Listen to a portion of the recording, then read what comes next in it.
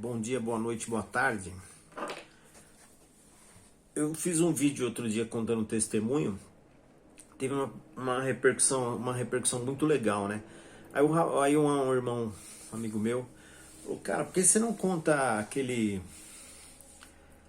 testemunho, as duas experiências que você teve com o sobrenatural, né? Com Deus. Vamos resumir, né? A minha mãe, ela ficou doente, eu estava com 9 para 10 anos, mais ou menos. Uns 10 anos eu devia ter. E eu fiquei morando na casa da minha avó ali. Eu acho que uns... Cara, eu não me lembro mesmo, mas parece que foi uns 2, 3 meses. Eu fiquei morando lá na Vila Alpina, em Santo André. E eu morava na Vila Assunção, né? Então estudava na Vila Assunção e fui morar lá longe. Tinha que tomar um ônibus e descia longe, caminhava para a escola. Foi uma época de revolta, uma época que eu tava indo mal na escola, tava briguento e tal, a mãe no hospital e eu ali morando com a minha avó. Mas tem uma coisa muito legal, assim, que Deus parece que prepara os encaixes perfeitos que ele vai... Porque Deus tem isso, quando você vê que é uma coisa de Deus, aquele... Sabe quando dá aquele encaixe, assim, perfeito? Bom, primeiro que eu era só uma criança e como qualquer criança eu gostava de rua, gostava de bola, gostava de taco, gostava de queimada. Eu vivia na rua, não sou que nem essas crianças de hoje que vivem no computador. Tanto que eu estou me comunicando aqui através de uma da rede social, da internet. É o mundo de hoje, mas era uma criança praticamente largada, assim. Eu vivia no campinho, vivia jogando bola, vivia sujo, né? Eu tomava banho de chuva, era fora de série, tem momentos incríveis, né? E uma das coisas que a minha avó fez foi fazer uma campanha de oração para minha mãe, para que ela ficasse boa. E eu lembro que a minha avó me deu uma bronca, me beliscou num culto, que a sala dela estava lotada, um irmão com acordeon, outro com violão. Um tio irmão do meu avô que tocava trompete de vara, sei lá como é que chama, trombone, não sei. Eu sei que Deus se manifestou naquele lugar, porque minha avó, ela era crente mesmo, ela era daquelas crente muito entregue, né? E eu tinha acabado de fazer minha primeira comunhão na Igreja Católica, então eu tinha o meu terço, tinha meus métodos de buscar, assim, achava que Deus não queria ligar, muito menos para uma criança, né? Eu tinha isso.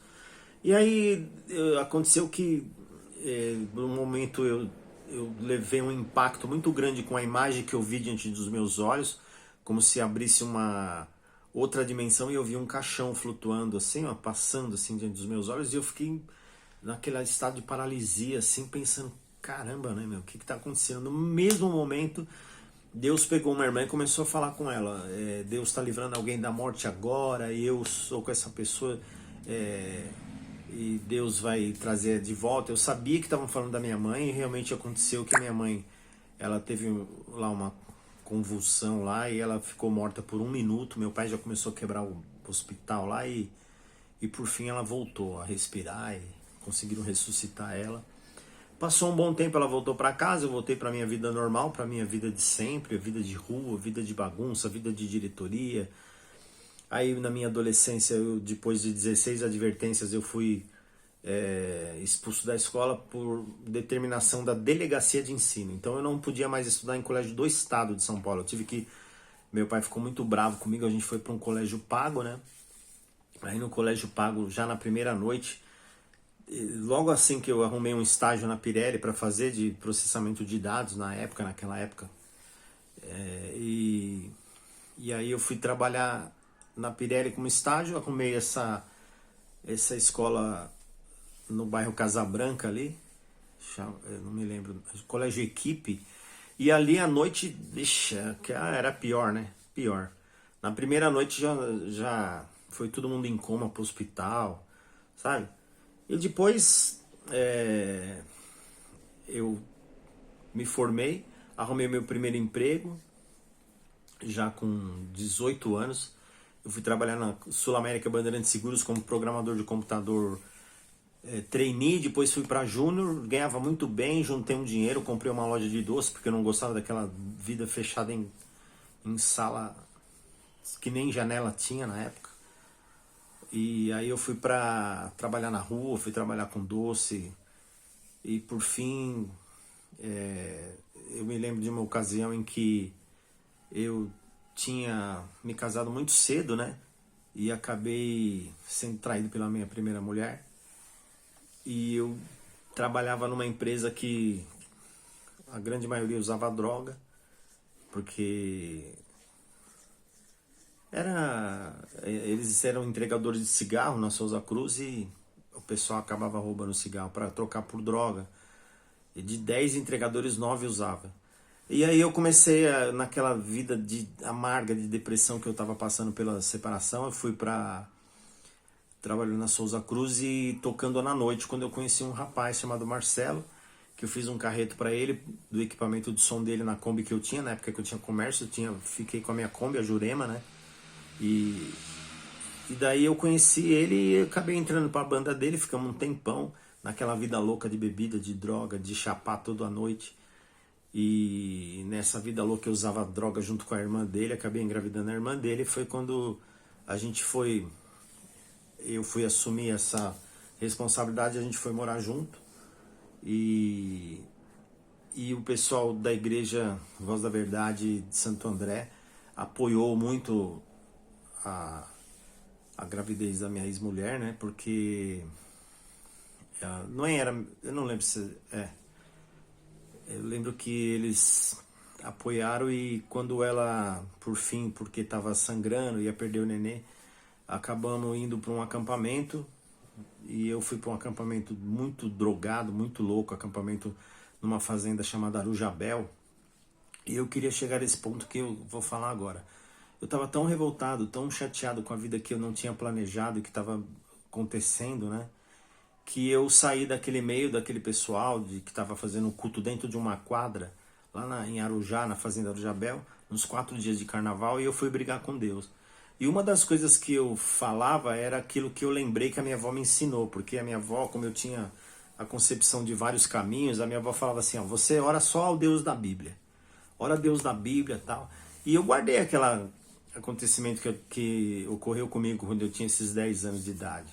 E uma das coisas que eu lembro que eu fui brigar com Deus era que eu falava assim, Deus da Bíblia, Deus da minha avó, eu orava, Deus da Bíblia, Deus da minha avó, eu no meio do mato brigando, falando um monte de besteira pra Deus, chamando Deus pra briga mesmo, assim, totalmente, mas Deus é pai, né, e ele não, Deus não tem esse sentimento humano de mimimi, tô magoado com você porque você brigou comigo, não, Deus não era um momento mais difícil, quando a gente era destruído de alma, de mente, de emocional, que Deus apareceu pra nós e nos transformou. É que o problema é que quando você vai para a igreja parece que nunca mais você pode errar. Então quando você cai, mesmo continuando sendo um ser humano, reclamando como Paulo, eu penso fazer o bem, já faço o mal, tem um espinho na carne que Deus não me tira e diz que a sua graça me basta, e você vai a trancos e barrancos vivendo a sua vida, sendo dentro de uma religião ou não, nós somos essa carga de ser humano, nós somos isso, essa genética, nós somos emoção pura o tempo todo. Nós estamos muito bem, muito mal, nós estamos médio, a gente busca meios de se alegrar. Eu sei que eu briguei com Deus e eu falei para Deus, se o Senhor não tirar esse vício que eu tenho das drogas, eu não vou ficar aqui com esse pessoal louco aí não. Eu não estou entendendo mais nada, nem sei se isso existe ou não. Tava muito revoltado. Eu sei que quando eu voltei pro meio ali da quadra, porque Deus não se manifestou, não falou comigo, para mim Deus não me amava ou não existia, eu não sei.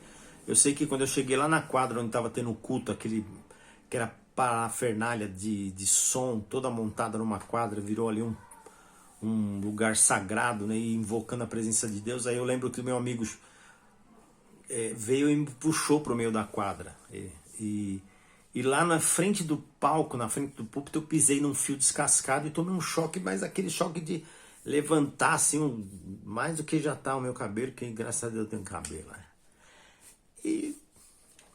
E aí, gente, acontece que quando eu olhei para baixo não tinha fio nenhum, não tinha fio. E a minha mente começou a se renovar e eu pensava, cara, é o Deus da minha avó. Mano, é o Deus da Bíblia, cara. E aquilo foi me tomando conta de mim. E aquele momento de exaltação, de comunhão, o céu misturado com a terra, o sagrado misturado com o pecador que eu era, o santo tomando conta de tudo, limpando, lavando, porque ele é água, ele é pão, ele é alimento, ele é sustento, ele é teto, ele é chão, ele é muro que se ergue ao redor, e Deus vem e te abraça como uma galinha junta os pintainhos dele. E aí ele me envolveu num manto de amor e de graça, me envolveu com laços de cordas de amor e me deu o privilégio de sentir o que é o batismo com o Espírito Santo. E eu comecei a falar ali e eu não sei, só sei que eu saí dali e nunca mais eu usei droga, nunca mais tive vontade. Eu sei que Deus me transformou, mudou tudo na minha vida e eu passei a ter certeza de uma coisa: não importa a situação, no vale, na montanha, importa que Deus esteja no controle de tudo. E Ele passou a ser o Senhor da minha vida e até hoje Ele é.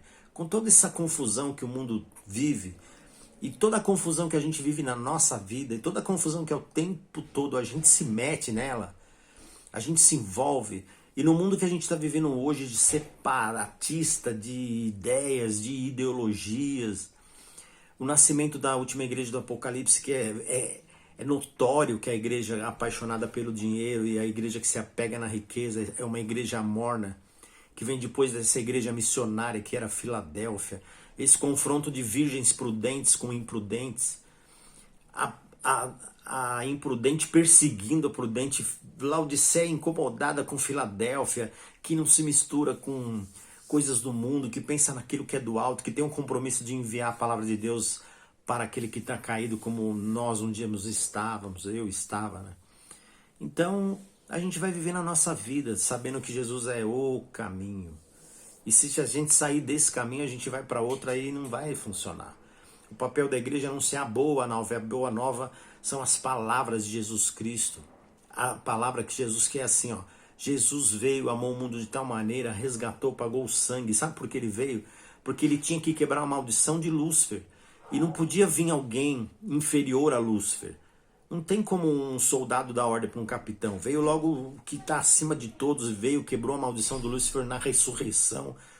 Quando ele foi até o inferno na morte de cruz para descer no Vale da Sombra da Morte, para lá no Vale da Sombra da Morte abrir um caminho para a gente. Esse é o Deus da Bíblia. O verbo que se fez carne, né? Ele veio resgatar o que havia perdido. Essa é a boa nova do Evangelho. Ei, tem esperança para você. Olha para o alto, não olha para baixo. Junta tesouros no céu. E o que é juntar tesouros? A Bíblia fala que onde está o seu coração, aí está o seu tesouro. Olha isso. Onde está o seu coração? Seu coração está no alto ou está embaixo? Está rastejando ou está com asas para voar, como conforme o Espírito Santo de Deus quer que a gente viva, anunciando boas novas? A igreja é uma antena que vem coisas de cima. A gente se alimenta do que vem do alto e não daquilo que vem da terra. Então a gente vê esse mundo tão separado, as pessoas querendo opinar. Se eu falar que é azul, o outro vem e fala é verde. Se eu falar que é verde, o azul vai brigar comigo. E hoje está numa situação difícil, mas o caminho continua o mesmo. O Deus continua o mesmo. A palavra de Deus continua a mesma. Cristo continua salvando. Quando eu vejo nas igrejas jovens sendo batizados, eu vejo o Espírito Santo continua trabalhando na terra. Deus continua dando choque nas pessoas e transformando vidas. Deus continua fazendo isso. Deus continua dando choque nas pessoas e transformando vidas. Isso é que é maravilhoso, porque Ele continua o mesmo. Ele continua o mesmo. Um Deus que tem ouvido e ouve, um Deus que tem boca e fala, um Deus que tem pés que se movem, mãos que te abraçam. E pode ter certeza que é através da igreja que Ele se manifesta, através de homens. Homens curam homens. E o Espírito Santo é o nosso canal. Do jeito que Deus era em Jesus, nós temos que ser canal de bênção para Deus. É isso, meu testemunho é mais ou menos isso. Eu acho que eu me alonguei um pouco nesse vídeo, mas eu espero que se você chegou até aqui, que você tenha sido abençoado. O Senhor te abençoe com toda a sorte de bênção. Um beijo no teu coração. Eu não sou inimigo de ninguém, viu, gente? Tem muita gente brigando comigo, achando que eu tô brigando por causa de política. Eu não brigo por causa de política. Eu não tô nem aí com a política. O que me deixa triste de verdade é pessoas que um dia andavam comigo, hoje não andam mais por causa da política. Isso que me deixa chateado. Pessoas que eram fiéis, não desviavam da palavra do Evangelho, não tirava isso da boca, porque a boca fala que o coração está cheio. Se você só falar de Jesus, está cheio de Jesus. Seu coração está onde? Onde está seu tesouro? Se o meu coração está no céu, eu estou juntando tesouro no céu. Se a boca está cheia de Jesus, eu vou falar de Jesus o tempo todo. Fanático. Tá bom, eu sou. E sou feliz em ser fanático. Mas tem gente que só fala de coisas da terra. Ah, mas se eu não falar... Gente, a igreja de Laodiceia, ela não vai ser perseguida. Ela vai ser amiga do inimigo. E o diabo tá tranquilo. Ele tá sentado à mesa. Ele não tá nem aí com essa igreja. Ele se preocupa com Filadélfia. Essa igreja que ele vai atacar e vai inverter os valores e as visões. Aquele que prega perdão vai ser perseguido. Aquele que não se junta aos movimentos da terra vai ser perseguido. Aquele que olha para o pobre, caído, fraco, vai ser perseguido. Aquele que quer continuar pregando o evangelho puro do cristianismo, onde Deus é através do ser humano, que tudo vem do alto, que Jesus tem que fazer as coisas como Jesus, através de Jesus, no caminho de Jesus, vai ser perseguido. É isso aí. É isso aí. O que me entristece é isso. Amigos que eu perdi por causa de ideologia. A gente tem em comum, nós, eu e você, amigo de igreja, pastor, que andava comigo, nós temos em comum o nosso batismo, o nosso Senhor, mas muitos desviaram seu olhar do centro e começaram a olhar um para a esquerda, outro para a direita, e aí começou a confusão. A gente olha para o alto, de onde vem a nossa redenção. É só por isso, eu fico triste pelo movimento que a igreja tomou, com aqueles desculpinha, aqueles mimimi. Na verdade são pessoas que têm aquele caráter bruto, querem ter uma arma. Eu quero ter uma arma, Jesus andava armado. Eu ando armado todo dia faz 20 anos, eu sei o que a arma causa, eu sei o que a arma faz, eu sei o que uma arma é capaz de fazer, eu sou contra, totalmente, mesmo andando com ela. Nós temos que colocar nossa confiança, porque é uma contradição. Ou você está debaixo da sombra do Onipotente, ou você confia na sua arma. Ou Jesus é o seu pastor, ou você busca outra pessoa para te ajudar. Essas diferenças que me entristecem. Pessoas que conhecem a palavra, divulgando, lutando por um outro reino que não é o celeste, se dedicando, fazendo campanha não para Jesus, mas para outro nome. Isso que me entristece. E as pessoas parecem que fizeram lavagem cerebral, assim, ó. É uma coisa esquisita, o espírito, né, como diz, que cegou o entendimento das pessoas. E Laodiceia crescendo, e aí... Eu nunca imaginei que a perseguição de Filadélfia viria pela outra igreja. Eu nunca imaginei que a separação de pais e filhos seria por causa de ideologia. Eu nunca imaginei. E é esse caminho. E é esse caminho que tudo tomou. E está acontecendo diante dos nossos olhos. Mas como Jerusalém já foi reconquistada em 1967, não passará essa geração até que tudo aconteça. Maranata, ora vem Senhor Jesus, ele está voltando. E as virgens prudentes que fiquem cada vez mais cheias do azeite, e as imprudentes não se percam, minhas queridas, não se percam.